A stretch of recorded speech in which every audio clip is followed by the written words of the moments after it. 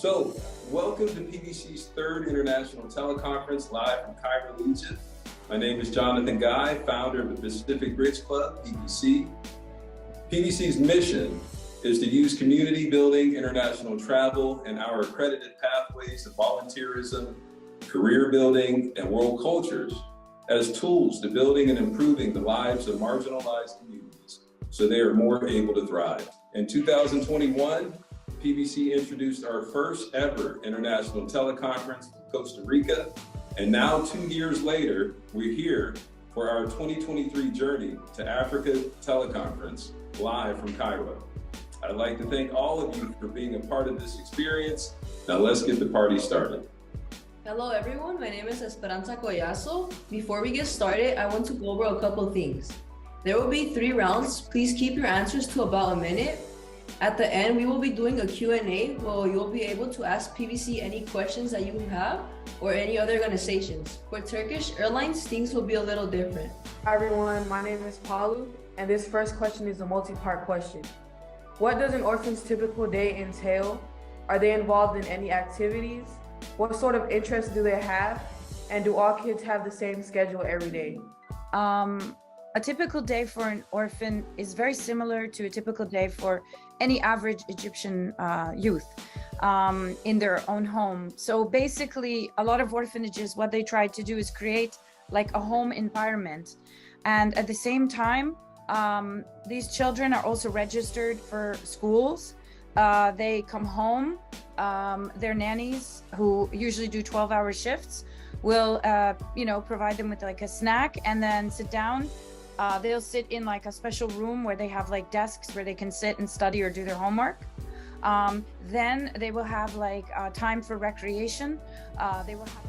Hi, my name is Brianna, and my question is that we see that you have an 83% graduation rate and a 95% employment rate within the first year of graduation. What programs do you have in place to help students find employment, and how do counselors support students with this? The Career Service Center, or the CAPS office, this is the one responsible for preparing the students to encounter the employment market. So they prepare the student through workshops, helping them writing a good full-fledged CV or a resume.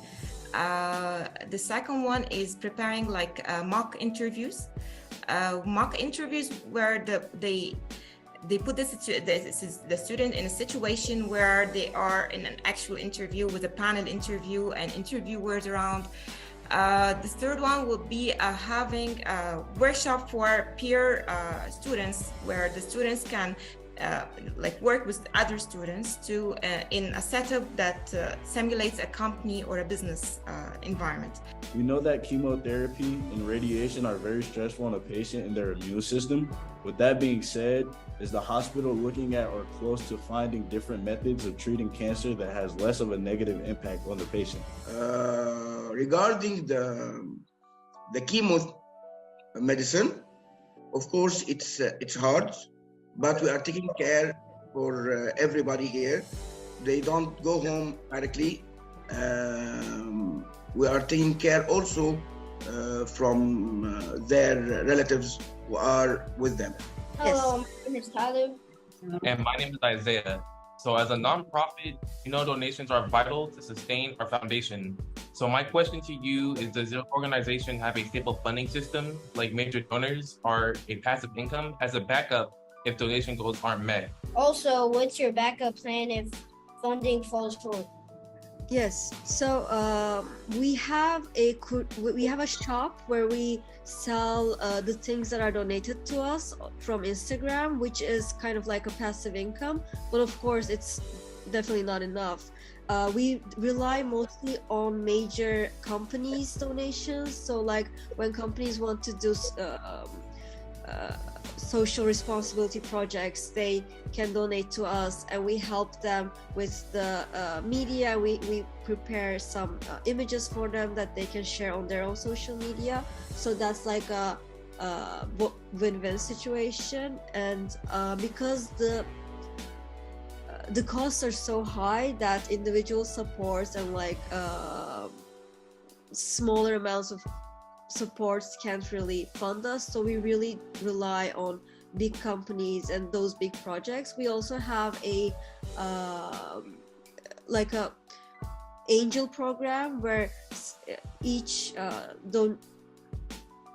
funder can adopt a dog that is staying in our shelter. I just want to say, the whole purpose of this was, for young people to raise awareness how we all work with endangered and mistreated communities.